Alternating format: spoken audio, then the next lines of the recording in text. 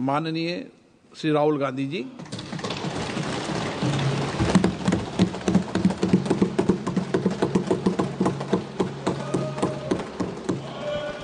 Thank you, Speaker Sir, for allowing me to speak on the President's address.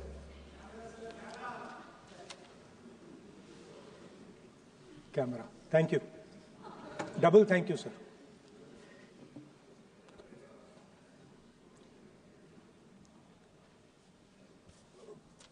I heard the President's address. I sat there with Kharge ji and I listened to it. And I must say, I struggled through the President's address to maintain my attention on what was being said, because I had heard pretty much the same President's address the last time and the time before that and the time before that. And it was the same laundry list of things that the government has done. We have done this, we have done this, we have done this, 50 or 100 things that the government has done.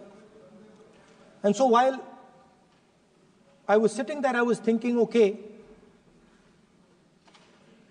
I am being critical about what is being said.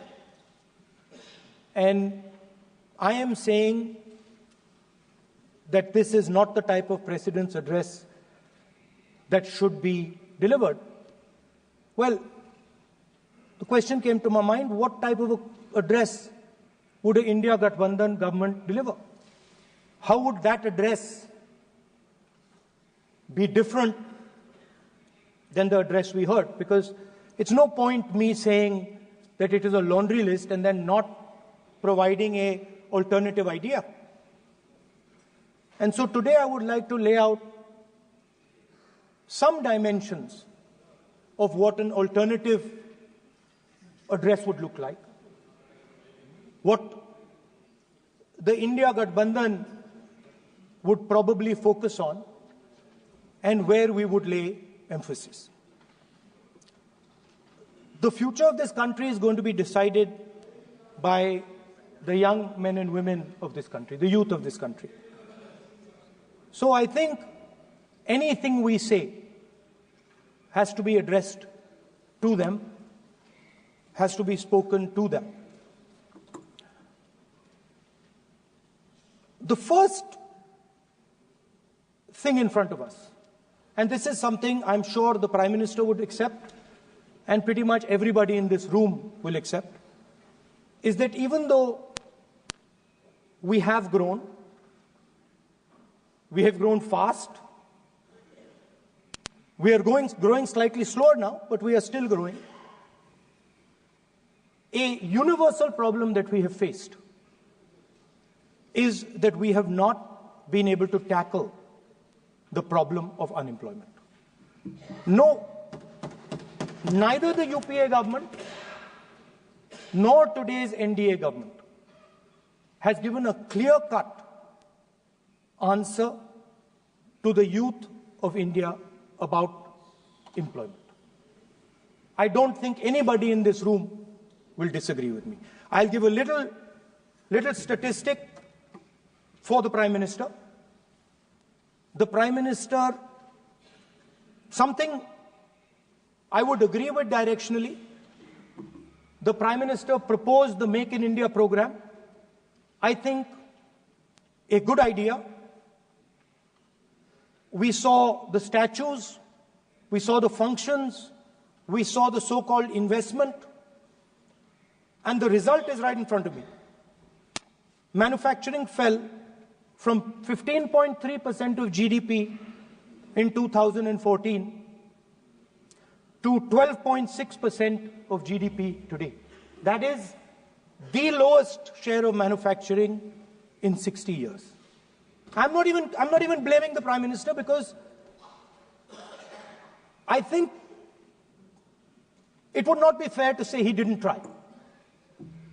I could say that the Prime Minister tried, and I think conceptually Make in India was a good idea, but it's pretty clear that he failed. because manufacturing went from 15.3% of GDP to 12.6%. So the first question that any alternative vision would answer to the youngsters of our country is, okay, what and how are we going to solve this problem of employment? Any country basically organizes two things. You can organize consumption, and then you can organize production. Modern way of saying organizing consumption is services. Modern way of saying organizing production is manufacturing. But there is more to production than simply manufacturing. For example, agriculture also is about production. Now, pretty much every government since 1990 has done a decent job on consumption, on organizing consumption. Which are the companies that organize consumption? Uber organizes consumption. Reliance organizes consumption. Adani organizes consumption. But we have, as a country, failed in organizing production.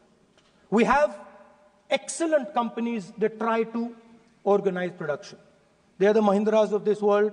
They are the Bajajs of this world. Part of Tata's organizes production, but the record of the country on organizing production is dismal. And essentially what we have done is we have handed over the organization of production to the Chinese. So this mobile phone, even though we are saying we make this mobile phone in India, that is not a fact. This phone is not made in India. This phone is assembled in India. All the components of this phone are made in China. The network that has produced this phone is made in China, is owned by China. So every time we use a phone, every time we wear a Chinese shirt, a Bangladeshi shirt, every time we wear a pair of Chinese sneakers, we are paying a tax to China. Because some Chinese youngster is earning a salary to make or to produce that product.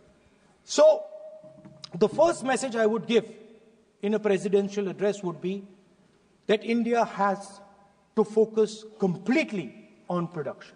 Because if we do not focus on production and we continue to focus only on consumption, we will find that we will run huge deficits, we will increase inequality, and eventually we will run into a serious problem. Social problem because of unemployment, which we are already facing. If you look at the numbers of the amount of people who are in jail, if you look at the numbers that are spent on internal security, if you look at the numbers spent on our police forces, they're all spiraling. They're all rising. And everybody understands that social tension is on the rise in India. So now the next question comes, okay, so where is this employment going to come from? What is India going to produce? And for that, I'd like to tell all the youngsters of this country that there is a revolution taking place, an exciting revolution. The world is transforming completely. And the change that is taking place, at the heart of the change that is taking place, we are moving from the world of the internal combustion engine to the world of the electric motor. We are moving from petrol to batteries. We are moving wind, solar, potentially nuclear energy. So our entire way of moving is changing. And this is going to change every single thing. It is going to change warfare.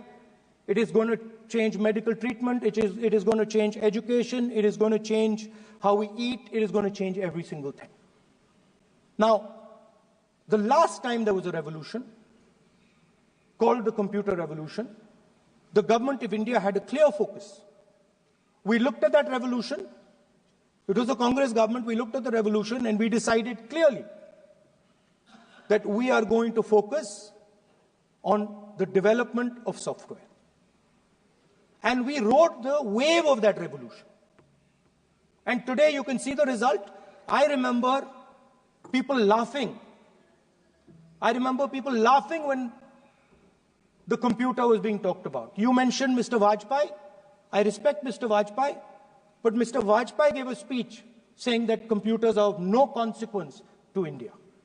So, what is important when there is a revolution? What is important is that you understand what are the drivers of that revolution and where exactly do you need to focus, where exactly do you need to sit in that revolution. I said that this revolution is going to change everything. And I want the youngsters in this country to think about it. There is a war going on in Ukraine. The war in Ukraine is actually a war between the internal combustion engine and the motor, the electric motor. The electric motor is inside the drone, the engine is inside the tank.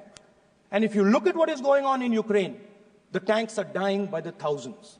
And small little drones with electric motors, small batteries, not much bigger than that, are destroying the entire tank artillery infrastructure of both Ukraine and Russia. So the drone is the electric motor. The drone is the battery. The drone also needs to see. So the drone is a camera. In the same way, electric cars, the electric car is a motor. The electric car is batteries. The electric car is cameras. Robots are exactly the same thing. Robots are electric motors, multiple electric motors with cameras, with batteries. And this is what the revolution is going to look like. So there are basically 4 technologies that are driving this entire change in mobility.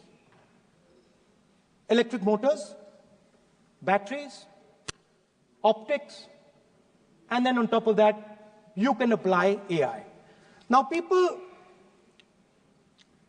I want to tell the youngsters of this country, people talk about AI. But it's important to understand that AI on its own is absolutely meaningless. Because AI operates on top of data. Without data, AI means nothing.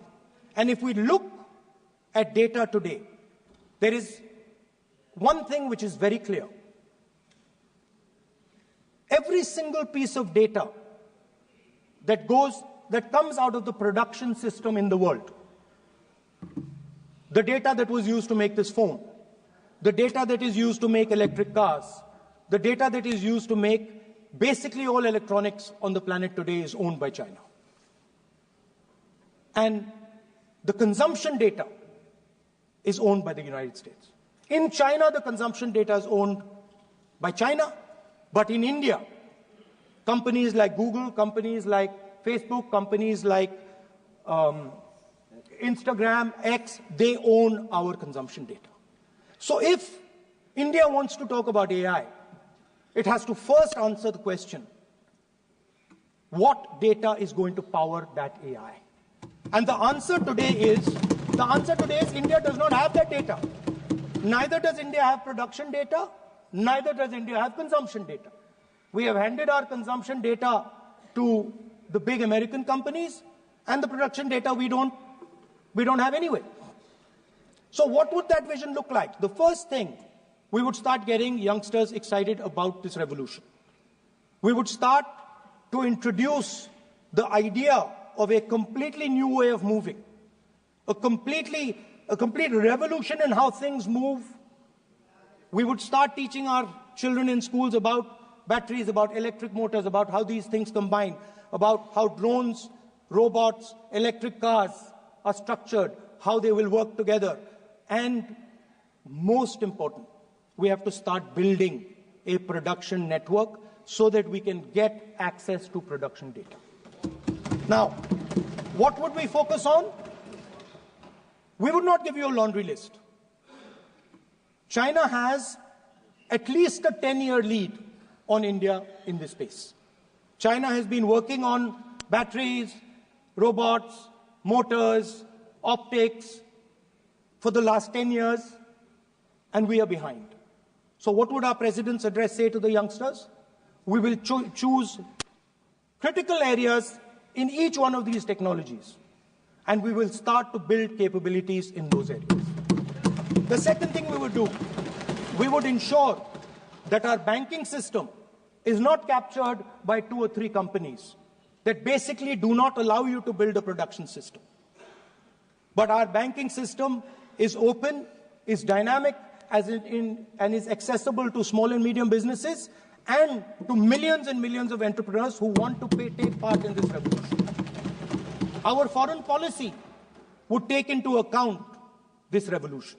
When we talk to the United States, we would not send our foreign minister to invite our prime minister to his coronation. We would not send him 3 or 4 times, please invite our prime minister. Because if we had a production system and if we were working on these technologies, the American president would come here and invite the prime minister. So it is important to understand where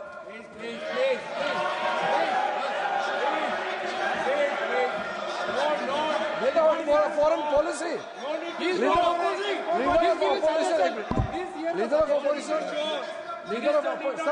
Leader of opposition cannot make such serious, unsubstantiated statement. This is related to the relation between 2 countries, and he is making an unverified statement about invitation of the Prime Minister of our country. Is better than our dignity. How can you make such kind of statement? He is leader of opposition, sir. He should be responsible in making such statement. Sir, LOP is giving us very positive suggestions. Why they are worried, sir? For the country, he is giving. Leader of opposition has the information from any official source. He must inform the House. If leader of opposition has the information, please inform the House. Who has told you that foreign ministers visited for the purpose which you have mentioned? You must specify it. So, I'm sorry that disturbed you, that question. I apologize for disturbing your peace of mind. It's okay. I've apologized. I've apologized for disturbing your peace of mind. I'm sorry. Apologize for lying to the House. ऐसा नहीं होता है. तो serious होना चाहिए leader of opposition को. कम से कम देश के मामले में तो एक हो. देश के मामले में तो एक वॉइस से बोलना चाहिए. ये गलत बात है. ये ठीक नहीं है. लीडर ऑफ अपोजिशन को इस तरह का बयानबाजी नहीं करना चाहिए. ये गंभीर विषय पर चर्चा चल रही है. इसका गौरव विषय है. So we would start by telling our young men and women that they have to be at the forefront of this revolution. We cannot afford that the Chinese are at the forefront of this revolution. Number 1. Number 2, we would ensure that the absolute best experts on these technologies would talk to our students, would talk to our youngsters, and guide them on what a future, on what these future technologies are going to do. We would make them partners in this revolution. Now, we talk about defense. And today, we have the Chinese, and the Prime Minister has denied it, and the army has contradicted the Prime Minister. It's true. The Prime Minister has denied it.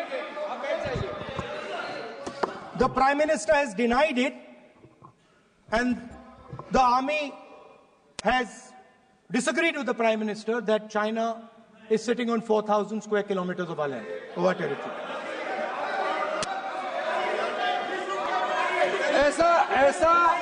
ऐसा इस सदन में अब मन चाहे बात नहीं बोल सकते हैं. ये बिल्कुल ठीक नहीं है सर. ये सीरियस मामला है. आप फॉरेन पॉलिसी पे, बॉर्डर इश्यू पर आप अपना कैसे मजाक बात कर सकते हैं? अपना मन गढ़ंत कहानी आप बना के बोल रहे हैं. ये तो बहुत सीरियस मामला है. विदेशी प्रतिपक्ष के नेता जो आप विषय बोल रहे हैं, उसके तथ्यों को सदन के पटल पे रखना. आप पानी अनुरोध है लीडर ऑफ अपोजिशन बोलिए, हम लोग शांति से सुनेंगे। ये आपका अधिकार है बोलने का, मगर आप मन चाहे ऐसा सीरियस इशू पे कैसे बोल सकते हैं? ये सीरियस मामला है। आप सदन में बोल रहे हैं, मर्जी से बोलते हो, फॉरेन मिनिस्टर के पास बोल देते हो, सीमा का बात ऑफिशियल वर्जन से अलग बात करते हो, ऐसा मत बोलिए। ये देश के लिए ठीक नहीं है। आपको सीरियस होना पड़ेगा लीडर ऑफ अपोजिशन। ये गंभीर मामले को आप ऐसा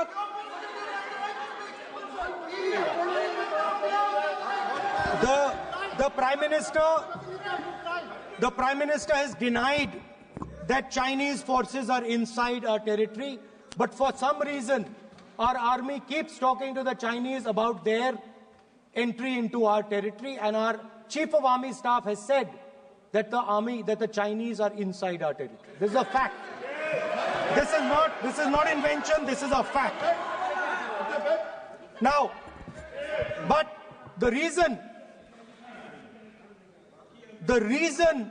China is inside our territory is important.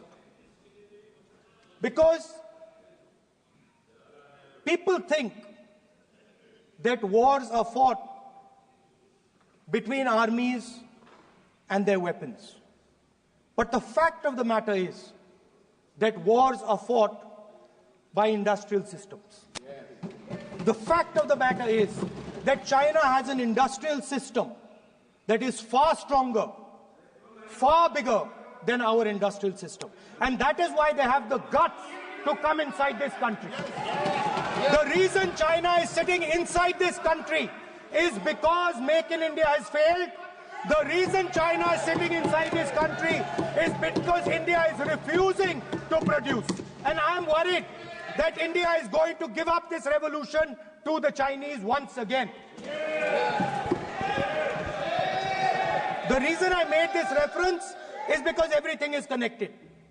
If and when we fight a war with China, we will be fighting with Chinese electric motors, Chinese batteries, Chinese optics, and we will be buying Chinese motors, Chinese optics, Chinese batteries. It is a non-sustainable proposition.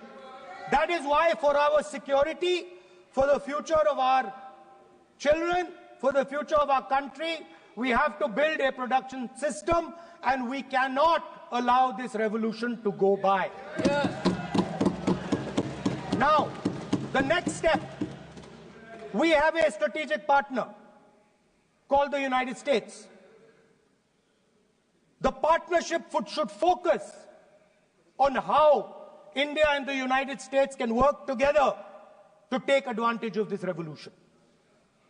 That is what the conversation should be on. Please understand that India is as important as the United States for the simple reason that they cannot build an industrial system without us. They cannot build a production system without us. No matter what they say, the Americans simply cannot do what India can do because their cost structure is much, much, much more expensive than ours. We can build things that the Americans would never imagine. India can do that. So that would be the first part of a president's address. We would talk to the youngsters in India and say to them, we want you to be partners in this revolution. We want to change the Indian banking system so you can have access to it. And we believe in you, we trust in you, and we believe you can take on the Chinese. That's the first part. The second part would be about participation. We have done a caste census in Telangana, and what we have found is shocking. Almost 90% of Telangana is either Dalit, Adivasi, backward, or minority. Almost 90%. And I am convinced that that is the story across the country. I am absolutely convinced that the OBC population of this country is not one less than 50%, possibly 55%. 16% are Dalits. 9% are Adivasis. 15% are minorities. Last budget, there was a photograph. You remember the photograph? Of course. वो मक्खन बांटने वाली, हलवा बांटने वाली photo. मैं हैरान हो गया कि इस बार फोटो ही हटा दी. हलवा खिलाया मगर दिखाया नहीं किसको खिला रहे. Please. So at the center of any new development paradigm for this country, which runs parallel with the production paradigm I spoke of, which works together with the production paradigm I spoke of, is the participation of lower castes, OBCs, Dalits, Adivasis in the wealth of this country. If we look at the largest corporates in this country, they're all owned. None of them are owned by OBCs. None of them are owned by Dalits. None of them are owned by tribals. If we look at the biggest media companies that support the Prime Minister, every day we see the Prime Minister's pleasant face, smiling face on these media. None of them are owned by OBCs. None of them are owned by Dalits. None of them are owned by Adivasis. This is the fact. So central to any new development paradigm is the architecture of a new paradigm. And that architecture of the new paradigm can only be built once the caste census is placed on this table. Because once the caste census is placed on the table, we will know exactly how much of this country's wealth, how much of this country's power, how many of this country's institutions are owned by 90% of this country. There are OBC MPs in the BJP. There are OBC MPs in the BJP. There are Dalit MPs in the BJP. There are Adivasi MPs in the BJP. Remember, you are OBCs, you have 50% of the population and you have absolutely no power. I know that you're sitting there and you cannot even open your mouth. That is the truth of the country. प्रधानमंत्री का चेहरा आपको दिखाई नहीं देता है. जाति जनगणना, प्रधानमंत्री का चेहरा आपको दिखाई नहीं देता है. Architecture, participation, revolution in this country that we're going to bring. ये कुछ दिखता नहीं है. सोनिया गांधी, प्रियंका, ये इधर ऑपोजिशन को कुछ दिखाई नहीं देता है. ओबीसी बात करते हैं. So the idea is, Speaker sir, the idea.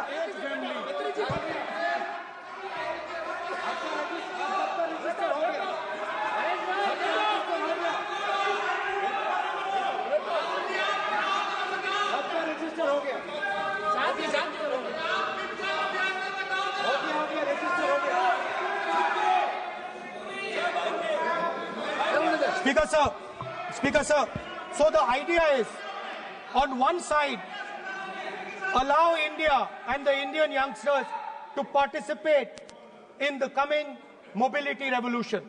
Allow them to participate in building robots, in building drones, in building electronic items, in building EVs. And on the other side, running parallel.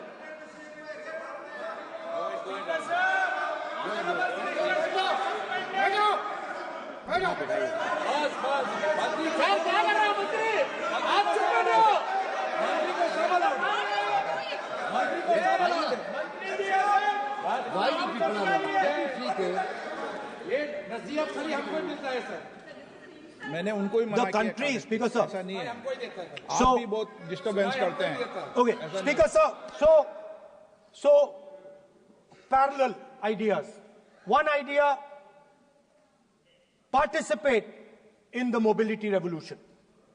Whether you're thinking of economy,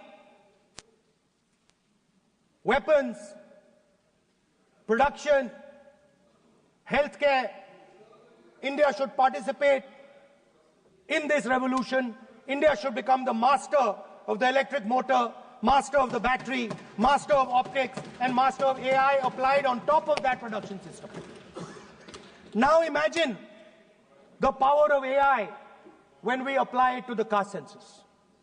You imagine what we will do with AI and what we will do with the social revolution in this country when we start to apply AI on the data that we get from the caste census. So we are going to run a parallel track. On one side, participation, revolutionizing the participation of Dalits, OBCs, Adivasis in the ruling of this country, in the institutions of this country, in distribution of wealth of this country. And on the other side, parallel track, challenge the Chinese and participate in the revolution and defeat the Chinese in electric motors, batteries, solar panels, and wind. So that is the first two parts of any presidential election address that any India Gathbandhan leader would give you. The final, of course, we go back to the Constitution. This, our favorite, just like the production system is a weapon, just like Jati Jangarna is a weapon of transformation, this is what the entire architecture is built on. I remember before the elections, all of you were saying 400 par, and you were saying you would change this. And then I was glad to see that the Prime Minister walked in and then was forced to bow his head in front of the Constitution. It was a moment of pride for all Congress people that we had explained to the Prime Minister and to the whole country that no force will dare touch this. I know that the RSS has never accepted this. Mohan Bhagwatji has said that India didn't get independence in 1947. He has said that this constitution is meaningless. I know that that is at your heart. We will never let your dream come true. This constitution is going to rule India always. Now, एक minute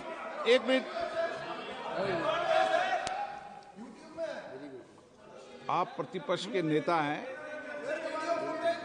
मेरा आपसे आग्रह है कि जो विषय आप रखें वह तथ्यों के आधार पर रखें, तो उचित होगा। मैंने आपको पहले भी कहा, और जो सदन के सदस्य नहीं है उनकी चर्चा न करें। बताता हूं सर, मोहन भागवत आप नियम प्रक्रियाओं की पालन करें, आपसे अपेक्षा। सर, मोहन भागवत जी ने स्टेटमेंट दिया। मोहन भागवत का statement Sir, one second. We will authenticate. Speaker, sir. We will authenticate. Speaker, sir, Mohan Bhagwatji made a statement saying that India did not receive independence in 1947. It received independence when the Ram Mandir was inaugurated. We will place that on the table. Now, sir, I would like to mention one small thing, but very important thing. Speaker, sir, this constitution is supported by this constitution is supported by the vote of our people. Without the secure vote of the Indian people, this constitution means nothing. Now I want to bring to the notice of this House some data, some information about the Maharashtra election. Very simple stuff. Speaker, sir, between the Lok Sabha election, which the India Alliance won, and the Vidhan Sabha election, the voting population of Himachal Pradesh was added to the voting roll of Maharashtra. Meaning the entire population of Himachal Pradesh was added to the voter rolls of Maharashtra. Please understand what I am saying. In Lok Sabha, the difference between Lok Sabha and Vidhan Sabha was the population of Himachal. The entire population. Almost 70 lakh new voters suddenly arrived between Lok Sabha and Vidhan Sabha. Now, the most interesting part, and the Prime Minister is not looking at me. The most interesting part,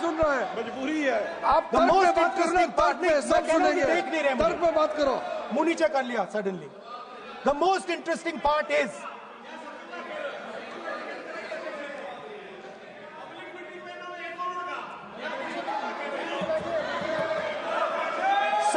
Sir, Maharashtra में more voters were added in 5 months in Maharashtra than were added in 5 years in Maharashtra. जितने 5 साल में add हुए उससे ज्यादा 5 महीने में add हुए, आखिरी 5 महीने में लोकसभा चुनाव के बाद। सर, एक बिल्डिंग है सर शिरडी में, एक बिल्डिंग में 7,000 नए वोटर एक बिल्डिंग में ऐड हुए सर। एक बिल्डिंग में 7,000 नए वोटर ऐड हुए सर। सर, मैं कोई आरोप नहीं लगा रहा हूं, मैं कोई आरोप नहीं लगा रहा हूं, मैं सिर्फ ये कह रहा हूं सर कि इसमें कुछ ना कुछ प्रॉब्लमैटिक है कि हिमाचल प्रदेश जितने बड़े वोटर्स लोकसभा के बाद जादू से आ जाते हैं। अब हम क्या कह रहे हैं, हमने इलेक्शन कमीशन से रिपीटेडली कहा है कि हम आरोप नहीं लगा रहे हैं, आप एक काम कीजिए, हमें लोकसभा की वोटर लिस्ट दे दीजिए, नेम एड्रेस और इलेक्ट्रॉनिकली दीजिए, और विधानसभा नहीं है। नहीं सर, नहीं नहीं नहीं नहीं नहीं नहीं, स्पीकर सर, स्पीकर सर, वो सब वेबसाइट पे रहती है, सब जानते हैं, कभी भी कोई निकाल सकता है। स्पीकर सर, मैं समझा देता हूं सर। स्पीकर सर, स्पीकर सर, वो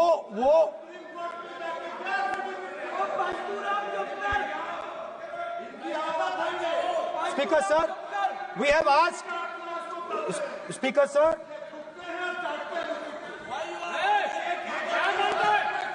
speaker sir, we are asking this question, we are asking this, speaker sir, population of Himachal Pradesh,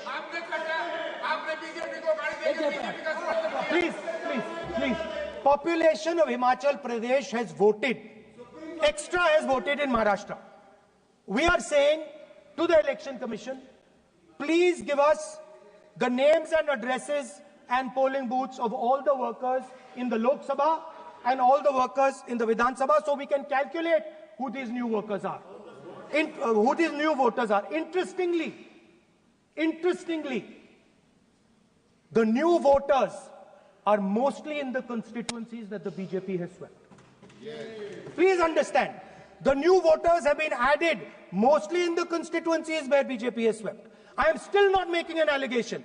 I am saying on the floor of the House that the Election Commission has to give the data of the Maharashtra elections to the Congress Party, to the Shiv Sena and to the NCP, so that we can see exactly where these voters have been added, who has been subtracted, who has been added, where they have been added. This is not an irresponsible request. This is a very simple request for them to fulfill. The reason I am saying this, sir, is because the rules have been changed. This is not just said in isolation. Speaker, sir, the election commissioner used to be chosen by the Prime Minister, Leader of Opposition, and the Chief Justice. Sir, the Chief Justice was removed from that committee. Why? Why? This is the question, sir. This is the question to the Prime Minister. Why was the Chief Justice removed from the committee? Now, in a few days, I'm going to go to the meeting. I'm going to go to the meeting. There's going to be Mr. Amit Shah and Mr. Modi ji. And there's going to be me. 2 to 1. Why am I even going to the meeting? What is the purpose of me going to the meeting? I'm only going to the meeting to certify what Modi ji and Amit Shah ji are going to say. Right? Whereas if the Chief Justice was there could be a discussion. Chief Justice and Leader of Opposition could say, no, we don't agree. So, there seems to be a calculated strategy. Now, just prior to the Lok Sabha, the election commissioner was changed and 2 new election commissioners were placed. Yes. We know that the election dates were changed. Yes. We know that the elections were postponed. These are facts. These are not things I am inventing. So, in order to safeguard this constitution, the entire opposition requests the data for the Maharashtra election. We request the data and the electoral voter list for Lok Sabha and the corresponding list for Vidhan Sabha. And I am very confident that the Election Commission will not give us this information. Speaker, sir, that is broadly. So the third element of our President's address would be a determined defense of India's institutions, of our democratic system, and a re-look at our entire democratic framework, and the looking again at all the institutions that have been taken away from the people of India. So those would be the type of things that we would say in a presidential address. I'd like to finally say one thing. In the last, थोड़ा बढ़ा देता हूँ. अब मैं थोड़ा और खींचूंगा. अब और खींचूंगा थोड़ा. अब और खींचूंगा. So in the last, there is a background, a philosophical background to what I am saying. Essentially, what I am saying to the youngsters of India and to this House is that instead of focusing on multiple things, instead of telling us a laundry list, give us a strategy, give us a vision, make it clear, right? Now, there is a philosophical basis to this. There is even a deep philosophical basis to this. I showed you the picture of Shivji, which you didn't allow me to show. I showed that picture for a reason. What does that picture tell us? If you look at that picture carefully, it tells us focus carefully. Do not get distracted. Do not look here and there. Do the job at hand. So there is a philosophical basis to the speech I have given. I have not told the House and the country that we will do this, and this. This is the philosophy of Shivji. Say what you have to say, but be clear that you're going to do that one thing and don't do 50, 60, 70 different things. So there is a link between our philosophical tradition, our religious tradition, and what I'm saying. And that is what India needs to do. India needs to connect the past, the values of the past. You talk about Sardar Patel ji, but you destroy Sardar Patel ji's values every day. You talk about Ambedkar ji, you destroy his values every day. You talk about Nehru ji. No, you don't talk about Nehru ji. Right? You bow in front of Buddha. You destroy what he says. So the point is, you have to be truthful to what you are. Right? And it is important that when you are giving a way forward to the nation, there is clarity. There is clarity of purpose. There is no hatred. There is no violence. There is no anger. Because these things are destroying our country. So my speech has not been angry, has not been nasty. My speech has been very polite, very kind. And I thank the Prime Minister for coming and listening to it. माननीय